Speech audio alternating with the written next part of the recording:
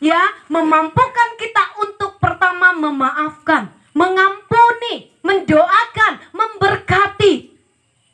Kalau dunia itu menganggap itu adalah orang bodoh, sudah disakiti, tidak apa-apa, doakan saja, berkati, ya, doakan, berkati, beri pengampunan. Tetapi Bapak Ibu Saudara, saya katakan di sini, ini juga tidak mudah. Tidak mudah melakukan itu. Ya, kalau disakiti, bagusnya kita harus mengampuni. Iya, memang benar. Tetapi prosesnya tidak mudah. Kalau kasih Kristus itu tidak lahir di dalam hati kita, pikiran kita, dan juga hidup kita, sulit bagi kita untuk bisa menjadi pelaku firman Tuhan. Maka kenapa kita merayakan Natal setiap tahun? Bukan hanya seremonial, bukan hanya ini harus dirayakan karena ini sudah bulan 12. Kita harus memperingati hari kelahiran Yesus Kristus. Tapi esensi yang sesungguhnya adalah Dia lahir di hati kita. Dia lahir di hidup kita. Dia lahir di pikiran kita. Sehingga kita boleh memiliki pikiran seperti Kristus, hati seperti Kristus, dan pikiran seperti Kristus. Maka apapun yang kita lakukan, perbuatan, tindakan kita akan seperti Kristus. Meskipun dunia menganggap itu bodoh. Di hadapan Tuhan kita sudah melakukan firman-Nya. Kita sudah menjadi pelaku firman-Nya. Dia yang mau mengorbankan diri, begitu besar kasih-Nya kepada kita. Kita sudah mendapatkan anugerah itu. Sekarang pilihan kita, mau atau tidak, ada dua. Mau atau tidak, kita untuk menjadi pelaku firman. Atau menerima kasih itu lahir di hati kita. Kita mau atau tidak, hanya dua itu saja. Jika kita mau, kita akan menerima Dia. Jadi esensi Natal yang sesungguhnya di gereja adalah kita menerima kelahiran Yesus Kristus di dalam hati kita, di dalam pikiran kita, dan juga di dalam hidup kita. Bapak Ibu Saudara, saya tidak pernah punya satu rencana, punya satu impian, ya, untuk menjadi seorang pendeta, untuk menjadi apalagi pendeta, ya, ibu gembala aja saya tidak pernah punya pikiran sampai sejauh itu. Saya duduk seperti biasa ibadah, saya duduk di belakang, di tengah-tengah. Saya beribadah seperti biasa, Bapak Ibu Saudara. Ya, tidak pernah. Tetapi kalau Tuhan memilih, memanggil, kita tidak bisa lari. Kalau di Nangapino saya sering saksikan bahwa setiap Bapak Gembala bertanya, saya selalu lari. Ya, saya lari. Bagaimana Ibu sudah siap? Wah, saya tidak pernah terpikir. Apalagi saya, Bapak Ibu Saudara. Bapak Ibu Saudara sudah tahu ya, kalau saya ini asli ya, ini ya, orang keturunan itu, mata sipit itu, orang Cina itu. Ya, tidak ada yang mau menjadi pendeta. Enggak ada. Ya, tetapi Tuhan itu begitu luar biasa. Apa yang menjadi mau saya, apa yang menjadi maunya Tuhan, itu bumi dan langit.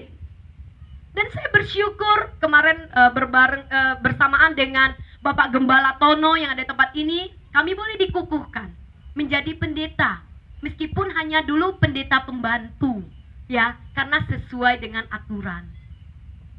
Pembantu dulu nggak apa-apa. Yang penting adalah kasih Kristus itu ada di dalam hati saya, ada di dalam hati kita. Jadi itu, ya, kita harus mengerti esensi Natal. Jadi kalau kasih Kristus itu ada di dalam diri kita, bukan hanya saja menggerakkan kasih persaudaraan, apapun pasti bisa digerakkan, ya, kebaikan, ya, pertolongan, ketulusan. Firman-Nya ini adalah kasih Kristus menggerakkan persaudaraan. Dan kita harus ingat bahwa kasih Kristus itu harus lahir di dalam hati kita, pikiran kita, dan juga hidup kita. Sehingga hidup kita boleh menjadi berkat untuk orang lain. Hari ini mungkin kemarin-kemarin kita dilihat tidak ada apapun. Ya, mungkin kita dipandang sebelah mata. Tapi karena kasih karunia Tuhan, anugerah Tuhan, bahkan gereja di tempat ini memiliki satu kado Natal yang begitu spesial, saya katakan. Amin Bapak Ibu Saudara. Amin. Kemarin saya sempat berbincang sama Pak Tono, Pak Gembala di tempat ini. Ibu, kami baru mengumpulkan uang pembangunan 9 juta. Lah, cuman baru ya 9 juta. Sedangkan kita punya satu keinginan, impian memiliki satu gedung gereja yang lebih besar, bisa cukup menampung semua jemaat. Tetapi apa yang Tuhan lakukan di luar semua dari pikiran kita. Jadi apa yang tak pernah kita pikirkan, apa yang tak pernah ada di dalam hati kita, Dia sediakan. Begitu luar biasa. Jemaat di tempat ini harus bersyukur karena anugerah Tuhan mendapat kado Natal. Gereja dibangun. Amin. Dibangun dari awal sampai selesai, itu luar biasa.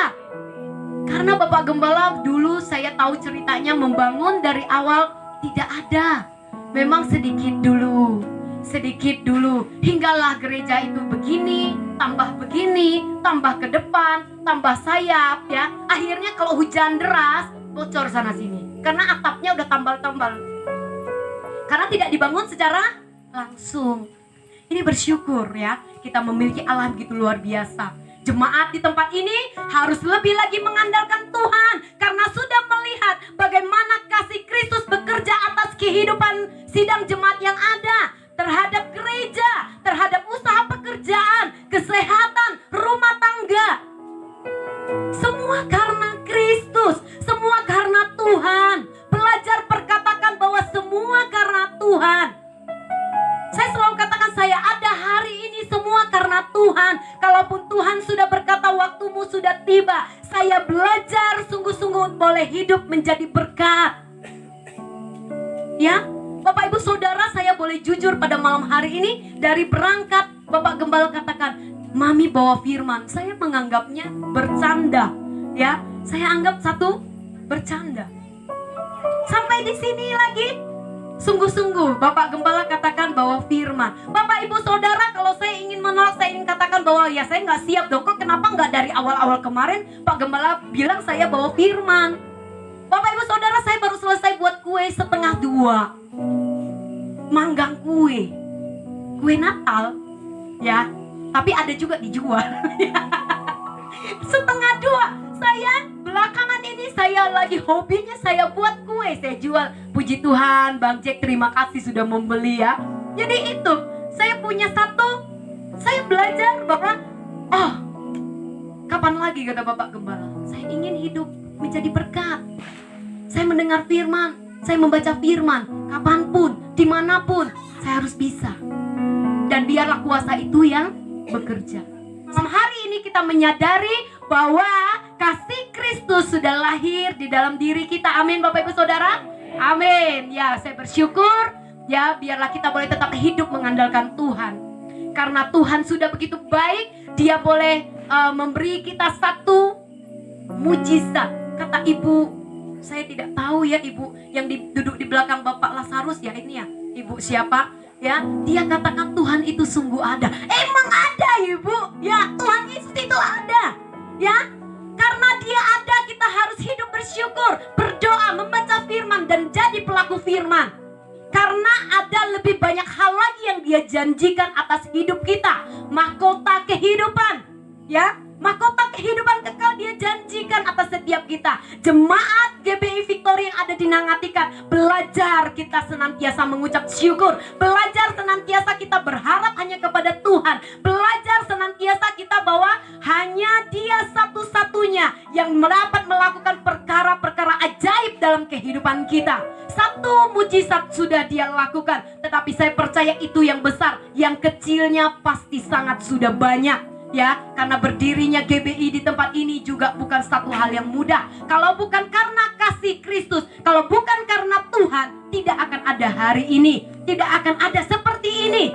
Ya, bersyukur. Jadi kalau untuk mengucap syukur kepada Tuhan, kita harus menjadi pelaku firman. Percaya, setiap kita boleh menjadi berkat, dan biarlah kita menyadari pada malam hari ini bahwa esensi Natal adalah Kristus lahir di dalam hidup kita.